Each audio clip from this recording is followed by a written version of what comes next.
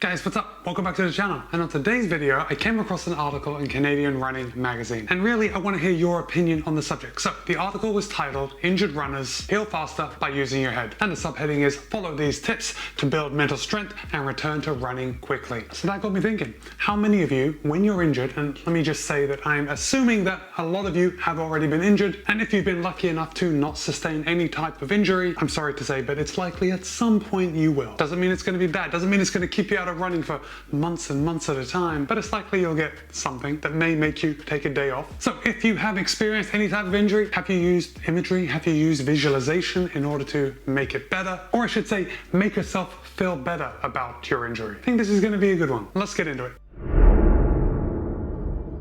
Okay, so visualization or imagery has been around for centuries. It's been used as a way to heal ourselves. But let me be clear. First of all, I am not a doctor. Second of all, visualization and imagery are not medically recognized as treatments for diseases. They're more like adjunctive therapies. But this doesn't mean that visualization and imagery are not helpful. They certainly are. Now, I think many of you may have used visualization techniques when you're actually deep into a race. I know that when I have been out there, especially on longer races, especially ultra distance events, I've had to tap into different visualization techniques in order to just keep going, or at least try and make it a little easier. Most of the time I'm visualizing myself running easy, my stride is long, my stride is powerful, even though in reality I'm probably just shuffling along. And then the visualization technique that I think I use most often when I'm running a half marathon and marathon is when I get to a certain point in the race. And there are several certain points in the races. So it might start at mile 16 on a marathon, it might start at mile 20 in a marathon. So at mile 16 there is 10 miles remaining, at mile 20 there is 6.2 miles remaining at 10k. And of course I have loops of all those distances around where I live. So when things are getting a little tough during the last parts of a race, I like to tap into my normal training runs that I know so well. And I imagine myself just running easy around my house, gradually getting closer to home. And more often than not, that helps me push through. But I think I'm getting a little off topic because we're not talking about visualization in that way. We're talking about visualization as a way to heal ourselves. So the Canadian Running article, and I'm going to put a link in the show notes below, and it suggests using visualization throughout your recovery in order to potentially aid the healing process and to keep your physical activities sharp. Now, that's going to sound funny, but visualization has been proven to aid in physical activities. There was one famous experiment on basketball players where one set of basketball players were asked to just visualize shooting free throws. Another group were asked to shoot free throws for 20 minutes each day during the study period. And the third group was asked to not visualize and not practice during the study period. And in this experiment, it was found that the players that just visualized shooting free throws improved almost as much as those that practiced every single day. So if you are out for any reason, it really does pay to visualize the activity that you are out from. In this case, it's going to be running. Imagine yourself running through the fields, running through the trails, running through the roads, not a care in the world. And here's the thing, you've got to be precise. You've got to imagine those footfalls. You've got to imagine your arm swing. You've got to imagine your stride, your gait, what it feels like, the smells, everything that goes into it. And it's likely that you are going to come back from that injury and get right back into running. Probably better than if you did not do that visualization. How many of you have tried that? Let me know in the comments below. Actually, I can't actually say that I've given that a go, but you better believe I will from now on. And if there's one thing I'm sure about, I will be sustaining another injury at some point in my running career. And the article also quotes Dr. Aframo, suggesting that for a couple of minutes a day when we're injured, we actually visualize the injured area of our body. And we imagine that area of the body getting stronger, healing, gaining strength, and returning to normal. Now, when you combine those thoughts of your body healing itself and you start thinking about the running and you're running pain-free and you're loving life and you're running through the fields, it's likely that you are going to come back. Now, I've got to choose my words carefully here.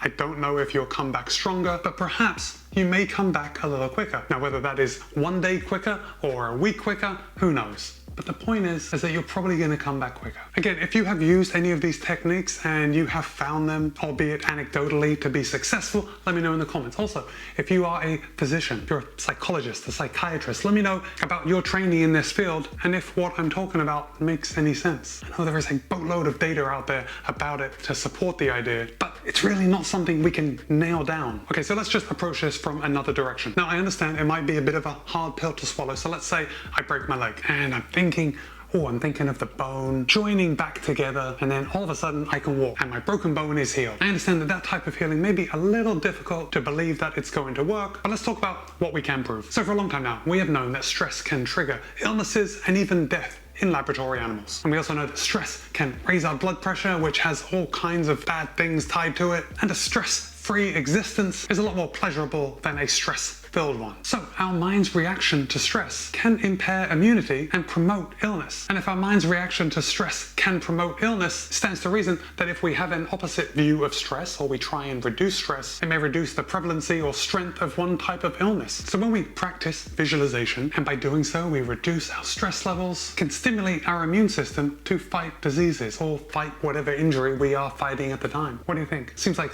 this is a topic that someone with a little more education on the subject would be better to explain to you, but really I want to know what you think, and I want to know what your personal experience is with visualization and healing or getting over an injury. And if you hadn't had any experience with that, I want to know if you've used visualization in order to overcome discomfort or pain when you're in a race or when you're in a long workout. Let me know what you think. So while at the very least we can't say that visualization can actually heal injuries, we can always fall back on the studies that have shown that imagery and visualization can manage stress, anxiety, depression, deal with pain or reduce pain, reduce blood pressure, it can lessen nausea, and when we're injured, when we're sitting on the couch, when we want to go out but we can't, visualization and imagery can give you a better sense of self-control and well-being. And when it comes down to it, that's really all we need in order to get over that hump of injury. We just need to feel good about it. Now guys, if you are injured, just know that recovery is not linear, just like training isn't linear. There are going to be days when you feel good, when you feel like you're getting better. And the other side of the coin is equally true. There are going to be days when perhaps you don't feel as good, when perhaps that injury feels like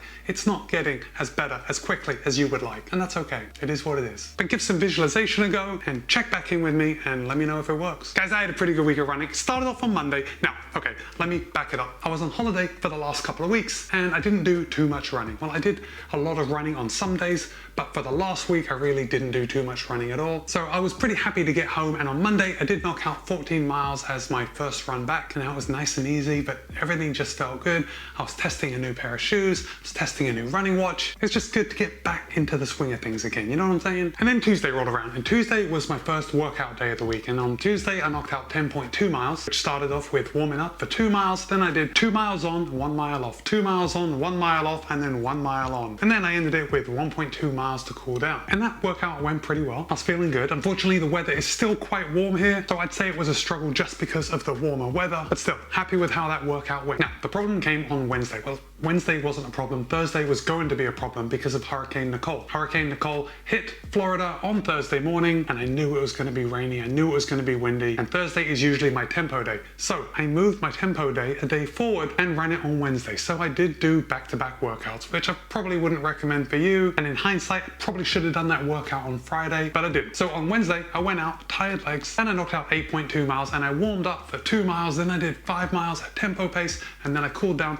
for 1.2 miles. Again, everything felt pretty well. I felt like I could have run faster if it was cooler, but all in all, effort-wise, it was a solid tempo run. Like I said, Hurricane Nicole hit Florida on Thursday, so I decided to stay in, took that day off for running, just did a little bit of spinning on the Peloton. And then Friday, I went back out for 10.5 miles, very easy, just super cruisy. But Friday was actually the first day that I've run late where I didn't have to work. So on my work days, I'm usually forced to get up very early when it's dark to get my run in. And although you may hear me complain about getting up early, I am used to it. I do like it. So on Friday, when I didn't have to work, I didn't have to set an alarm to wake up, and I slept a little late. I didn't actually get up for my run until 7 o'clock in the morning. By that time, the sun was already up, and it was a little bit of a toasty run. But still, easy effort. Saturday was more of the same as far as easy effort goes. It was another 11 miles, very easy. Although on Saturday I did manage to get up a bit earlier, so things were a little easier because the sun hadn't yet risen for most of my run. And finally on Sunday, I wrapped up my week with my long run. It was 18.3 miles. I did go to downtown Sarasota, met up with some friends from a local running group, and just churned out those miles. I gotta say, it wasn't easy. I was kind of struggling on Sunday, and it wasn't really an effort kind of struggling, it just wasn't feeling it. Some days we're just not feeling it. But of course, after it was done, I was pretty happy to have done it, and that brought my week's total to 72.27 miles, which is about 116.31 kilometers. So all in all, pretty good week back from a down week the previous week, and I know that I don't have a day off next week, so that means that next week's volume is going to be substantially lower than this week. And then the week after that, I'm tossing around the idea of doing a race. Nothing too heavy, nothing too intense, just a little trail race. But of course, it's still up in the air. Don't want to commit. Guys, if you have made it this far in the video, thank you very much. And why don't you drop a peacock emoji in the comments just to let me know that you have been here this long. Hey, don't forget to let me know about your week of running in the comments below. Be kind, be happy, run well. See you in a couple of days.